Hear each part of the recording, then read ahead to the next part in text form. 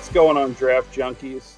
Are you hanging out with your friends and just can't help but breaking down draft classes of the past? Well, you've come to the right place. My name is Chris Bengel. I'm joined by my co-host Ryan Struve, and we wanted to start the BackDraft podcast to, just kind of talk about draft classes of the past, more in the modern age in the NBA and NFL, and just kind of give our expertise and our personal thoughts of how these draft classes have gone over the years. Some pretty historic ones, some absolute dumpster fires. So we wanted to start this and just have a little bit of fun breaking down draft classes of the past. And I'll toss it over to my co-host.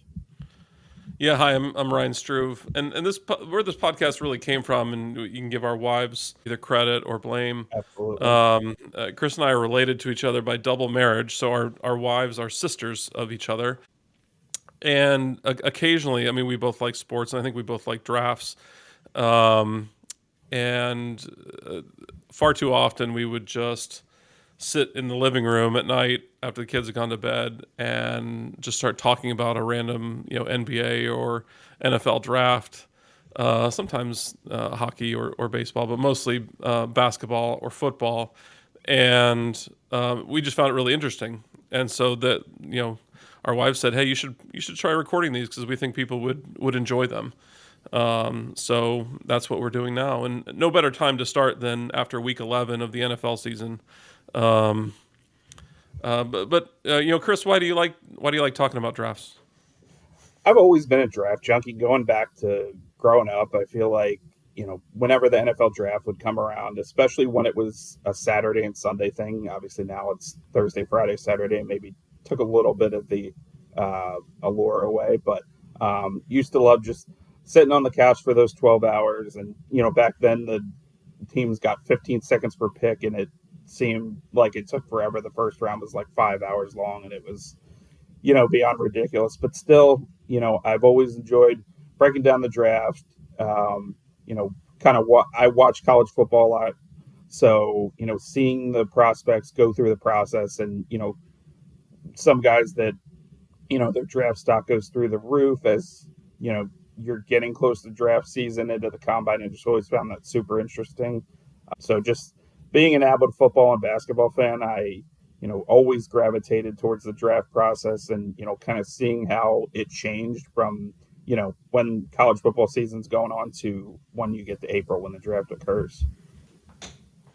Yeah, I mean, I would say a couple reasons why I like drafts. I grew up in the middle of Iowa, and my father didn't watch a lot of professional sports. We actually didn't have cable in my house until I was in high school. And being born in the late '70s, I didn't watch a lot of professional sports, so I don't have a particular team allegiance. I know, Chris, you're a huge Eagles fan, having grown up in Jersey.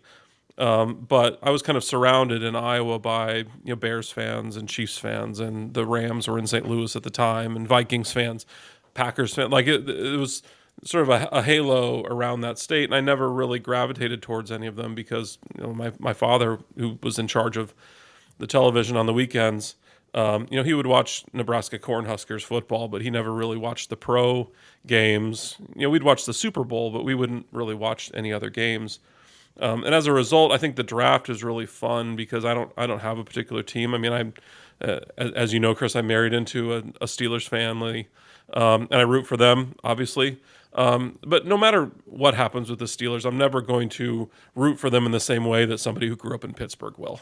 And so I can look at it a little bit more objectively. The draft is a lot of fun, and I also think that drafts are interesting because these teams have better information than anybody else. They've got better information than the pre-draft scouts that work for ESPN or CBS or Fox or whatever that are putting out lists of potential picks.